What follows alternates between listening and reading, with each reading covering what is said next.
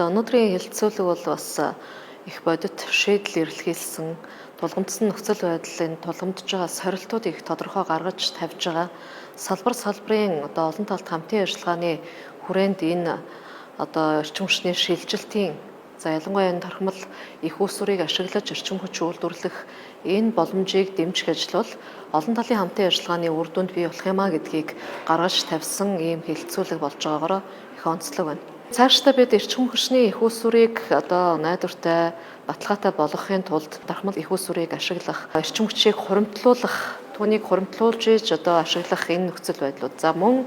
энэ ногоон санхүүжилттэй холбоотой эрчим хүчний их усурыг ашиглахтай холбоотойгоор байгаль орчинд үзүүлж байгаа сөрөг нөлөөллөөс ангижруулах, бууруулах энэ нөхцөл байдал дээр тухайлах юм бол карбоны зах зээл дээр илүү их боломжтой санхүүжилтийг босгох ийм тоглолтуудыг хийх гарц байна гэдгийг бас гаргаж ирсэн ийм хэлэлцүүлэг болж байна. Байгаль орчинд нөлөөлж байгаа сөрөг нөлөө үзүүлж байгаа эрчим хүчний нөлөөллөөс үүдэлтэй асуудлуудыг ингээд аваад үзэхээр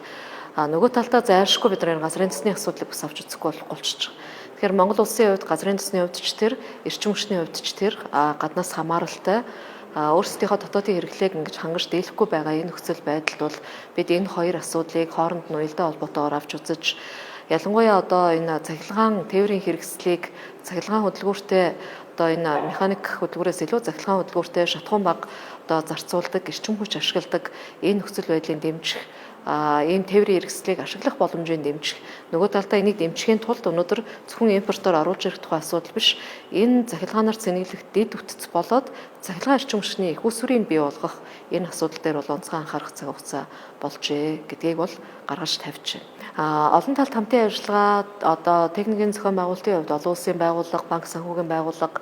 хамтарч ажиллах энэ хувийн хвшил энэ ажлуудыг хийх боломжийг хангаж төр засгийн зүгээс саад хориг болж байгаа хууль эрх зүйн зохицуултуудыг чөлөөлж